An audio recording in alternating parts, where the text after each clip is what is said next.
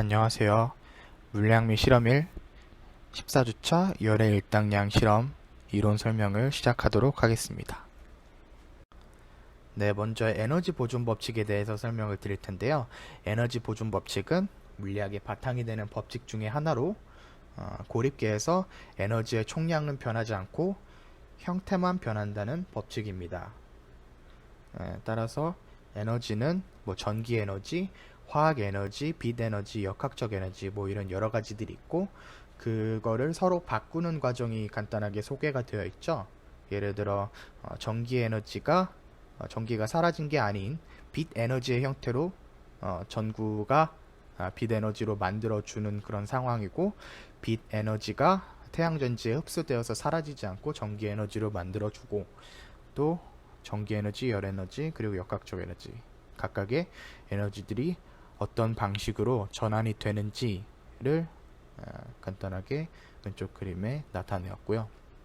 오른쪽 그림 같은 경우에는 여러분들이 운동 법칙에 대해서 공부하실 때 많이 보셨을 빗면 실험입니다. A라는 언덕 위에 있는 물체가 B라는 지점까지 떨어졌을 때 위치 에너지가 운동 에너지로 바뀌는 그런 과정을 보여주고 있는데요. 만약에 마찰이 없을 경우에 감소한 위치 에너지가 운동 에너지로 바뀌는 상황이 되고, 그래서 A점의 역학적 에너지 그리고 B의 역학적 에너지는 같은 값이 되고, 마찰이 있을 경우엔 감소한 위치 에너지가 운동 에너지로 정확히 다 바뀌지 않는데 그 부분이 사실은 없어진 게 아니고 마찰열로 주변 공기를 살짝 데펴주는 수준으로 퍼졌을 뿐이지 에너지 자체가 사라진 것은 아니다 라는 것을 나타내고 있습니다. 네, 여러가지 앞서 말씀드린 여러가지 에너지의 형태를 바꾸는 방법 중에 우리가 오늘 실험해 볼 것은 전기 에너지를 열 에너지로 바꾸는 실험입니다. 전기 에너지를 열 에너지로 바꾸는 예로는 우리가 일상에서 자주 쓰는 전열기, 즉 히터, 혹은 또 전기 스토브 같은 우리의 생활에 어느 정도 밀접한 관련이 있는 그런 기기들이 있는데요. 그래서 이번 실험이 물리학적인 흥미거리만이 아닌 여러분들의 일상에도 밀접한 관련이 있다는 것을 보여드리기 위해서 이 사진을 삽입한 것이고요. 또 밑에 있는 공식 W는 JQ, W는 여러분들이 알다시피 1, 전기적 에너지가 해준 1 혹은 역학적 에너지가 해준 1이 되겠는데, 우리는 전기적 에너지만 볼 것이고요. 또 그것이 Q라는 새로 보는 열량이라는 것으로 대체될 수 있고, 혹은 열량이 2를 만들어낼 수도 있다. 이런 것들을 확인하기 위한 실험을 오늘 진행할 것입니다. 네, 그래서 전기 에너지가 열 에너지로 바뀌는 과정을 설명을 드리겠습니다. 옆에 왼쪽에 그림들의 설명이 되어 있는데, 일단 왼쪽에 있는 것을 먼저 살펴보죠. 일단 우리가 자주 보던 빗면 모형, 아까도 말씀드렸다시피 위에 있는 물체가 중력에 의해 힘을 받아서 아래쪽으로 내려오면서 운동 에너지로 바뀌게 됩니다. 그 운동 에너지로 바뀌는 과정이 이렇게 식으로 쓰여 있고요. W는 델타 UG, 그러니까 위치 에너지의 변화량. 위치 에너지가 변한 것이 오른쪽에 어렵게 써져 있지만은 사실은 mgH는 2분의 1 mv제곱이라는 h라는 높이에서 0이라는 높이까지 왔을 때 그 위치 에너지의 변화량이 2분의 1 mv제곱, 즉 이 물체의 운동 에너지로 바뀌는 식과 똑같은 식을 여러분들께 보여드리고 있습니다. 그래서 F는 중력에 의해서 물체가 받는 힘이죠. 다음과 같은 식을 기억해 두시고 다시 그림으로 돌아서 오른쪽을 보시면 배터리가 약간 언덕처럼 되어 있죠. 그 언덕을 배터리가 에너지로 만들고, 그 에너지가 heat and light, 그러니까 열이랑 빛으로 나간다는 그림을 보여드리고 있습니다. 저걸 밑에서 조금 더 자세히 살펴보면 자유전자가 원자들 사이를 흐르고 있죠. 사실은 전원 혹은 배터리가 전하를 가진 입자가 흐를 수 있는 언덕을 만들어 준다라고 생각을 하시면 되는데, 밑에 식을 살펴보시면 식의 개형이 비슷하죠? W는 위의 식이랑 똑같이 1이고, 또 오른쪽은 UE, 그러니까 위랑 비교를 해보면 위는 gravity에 의한 위치 에너지 차이이고, 밑에의 경우는 UE, 그러니까 electrical한 그 위치 에너지의 차이라고 유추할 수 있죠. 그리고 옆에 보면 Q 델타 V, 이 V라는 것은 여러분들이 전자기기를 다룰 때 많이 보셨던 문자겠죠. 바로 저 V가 110V, 220V 할 때 많이 쓰는 바로 전압입니다. 그래서 우리가 전자기기를 쓸 때 전압을 걸어준다라고 표현을 하죠.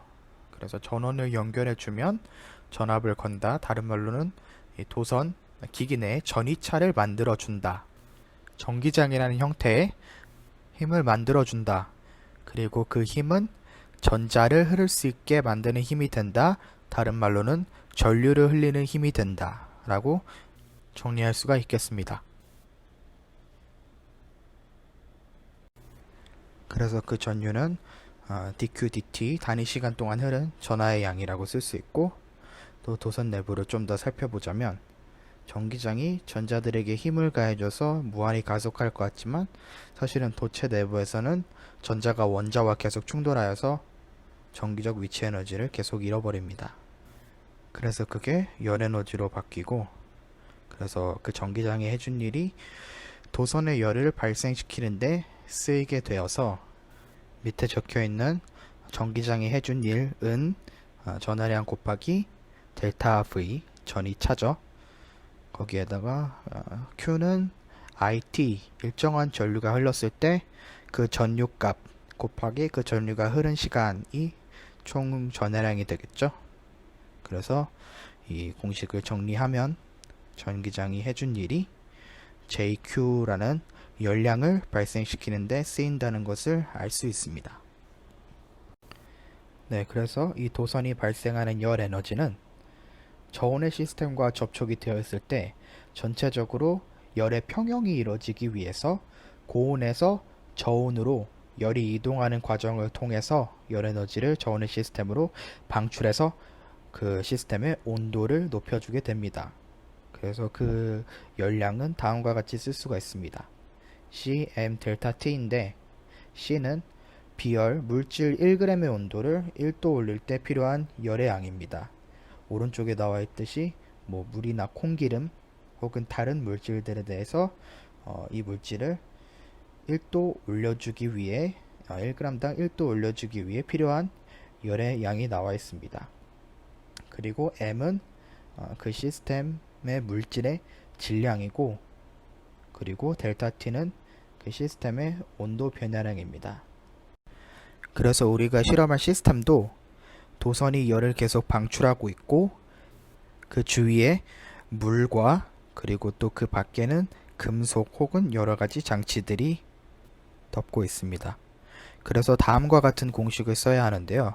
Q는 Cm 플러스 M 곱하기 T2-T1. T2-T1은 앞서 말했듯이 온도 변화량, 그리고 물질의 질량 비열 외에 물당량이라는 개념을 새로 도입을 하게 되는데, 이 물당량이라는 것은 이 도선이라는 것이 물만 되어주지 않고 물 이외에 용기라든지 여러가지 섞어주는 교반기, 또 온도계 등 여러가지 것들을 데워주게 되는데, 그런 것들의 비열과 질량을 측정하고 또 그걸 계산하는 과정까지 하게 되면 실험 자체도 복잡해지기 때문에 이 모든 걸 하나로 합쳐서 물의 비열을 가진다고 가정하고, 그 시스템이 라지 M의 질량을 가진 물이다 라고 가정할 수 있게 물당량이라는 개념을 도입을 해서 실험을 좀 더 간편하게 만드는 변수입니다. 그래서 이런 변수를 도입한 공식을 써야 하고, 이 공식들을 다 정리하면 열의 일당량이 다음과 같은 공식으로 소급이 됩니다. 여기서 열의 일당량은 이제 가장 먼저 측정해야 되는 것은 이 열량계의 물당량이죠. 예, 물당량을 측정하기 위해서 앞에 이론과 똑같은 얘기를 하게 되는데 M2 그리고 M을 가진 열량계와 물, 그 안에 담긴 물, 이 T2까지 온도가 올라갔을 때 그 온도를 재고 또 M1 그리고 T1이라는 온도를 가지고 있는 물을 잰 다음에 그 두 개를 섞게 되면 나중에 열이 교환됨으로써 M1과 M2 그리고 M 모두 T3라는 평형 온도를 갖게 됩니다.